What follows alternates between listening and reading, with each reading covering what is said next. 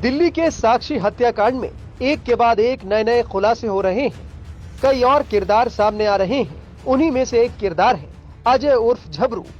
जी हाँ, साक्षी की हत्या के आरोपी साहिल खान ने जिस तीसरे शख्स का नाम लिया था, वो झबरू अब मीडिया के सामने आ गया है। बता दें कि साहिल ने पुलिस पूछताछ में लव ट्रायंगल की तरफ इशारा किया था।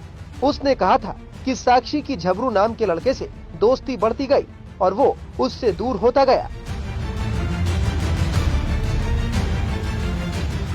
जब झबरू से पूछा गया कि साहिल ने साक्षी को क्यों मारा होगा, क्या आपके धमकाने के कारण उसने मर्डर कर दिया, झबरू का कहना है कि उसने साहिल को धमकाया नहीं था, सिर्फ समझाया था कि भाई इसे परेशान मत करो, ये भी किसी की बेटी बहन है।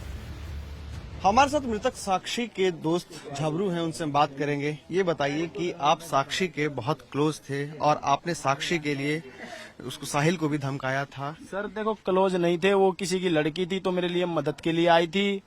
मेरी फ्रेंड के पास आई थी कि ऐसी ऐसी बात है, तो मेरी फ्रेंड मेरे पास लेके आई थी उसको कि भाई चलो भाई के पास चलते हैं। तो उसने मेरे को आगे बताया, तो मैंने उसको बोला कि भाई चलो मिलते हैं, तुम्हारा कौन है वो जो धमकी दे रहा है। तो हम उससे मिले थे। मैंने उसको बोला था कि भाई आज के बाद इसको धमकी मत देना, मत डराना धमकाना, मैटर अपना क्लोज करो। तो यही बात हुई थी। साहिल को आप कब से जानते हैं? साहिल को तो मैं जानता ही नहीं था, पहले एक दो बार ऐसे आते जाते शकल वकल जानते थे, ना कोई दुआ सलाम कोई नहीं थी उससे मेरी। तो साक्षी ने क्या कहा था आपको साहिल के बारे में? साक्षी ने मेरे को यही कहा था कि मेरे को टॉर्चर कर रहा है, मैं उससे बात नहीं करना चाहती, तो इसी चीज को लेके वो मेरे को डरा रहा है, धमका रहा है, मैं मार दूंगा, ये कर दूंगा, वो कर दूंगा। उसके बाद फिर आपने साहिल को फोन किया? साहिल को फोन नहीं किया, हम फेस टू फेस मिले। अच्छा, फेस टू फेस मिलके आपने क्या कहा उसको? मैंने उसको यही कहा कि भाई तू इस लड़की को क्यों परेशान कर रहा है। वो 15 लड़के लेके खड़ा था, तो वो कुछ बोला ही नहीं। तो फिर हमारा भी वहाँ पे रुकना बेकार है, जब कुछ बात ही नहीं कर रहा तो क्यों रुके हम। तो मैं उसको यही बोल के कि भाई आज के बाद इसको परेशान मत करियो, बात खत्म करो। तो वहाँ से मैं आ गया था वापिस। तो जब आप उसको ऐसा कह रहे थे तो उसके हाव भाव क्या थे? वो डरा हुआ था या डरा हुआ नहीं था, वो खुंदस में घूर रहा था और चुपचाप था।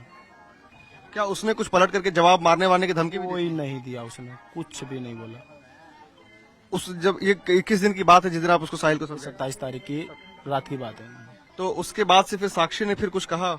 उसके बाद साक्षी ने भी वहाँ पे कुछ नहीं बोला। उसने बोला कि ले मैं आ गई, जो भी उसने बोला। तो फिर मैं वहाँ से इनको दोनों लड़कियों को लेके आया, घर पे चला गए। वे अपने घर चले गई, मैं अपने घर चला गया। तो फिर उसके बाद अब पता नहीं वो 28 तारीख को रात को कैसे वहाँ पे पहुंची या उसने बुलाया है। तो उसने मारने की फिराक में ही उसको बुलाया है और डायरेक्ट उसने मारना ही स्टार्ट किया है, जो कैमरों में जिस तरीके से आ रही है। तो क्या साक्षी का जो पुराना दोस्त था प्रवीण, उसके चक्कर में उसने उसकी हत्या की? अब ये तो मेरे को नहीं पता, देखो किसके चक्कर में की है, कैसे की है, कैसे नहीं की। प्रवीण के बारे में साक्षी ने कुछ जिक्र किया था आपसे? प्रवीण को तो मैं जानता ही नहीं, ना ही कोई जिक्र हुआ।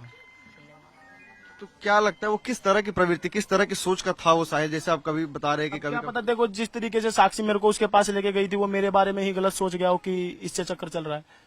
हो सके जितनी खुंदक से वो देख रहा था वहाँ पे, हमको कुछ नहीं पता। तो आखिरी सवाल बताइए कि साक्षी ने फिर दोबारा कभी आपसे जिक्र नहीं किया उस दिन के बाद जब आप फेस टू फेस उसको जाकर के धमकाए थे? बाद कैसे जिक्र होएगा, मौका ही नहीं मिला। अगले दिन ही उसका मर्डर हो गया उसी टाइम।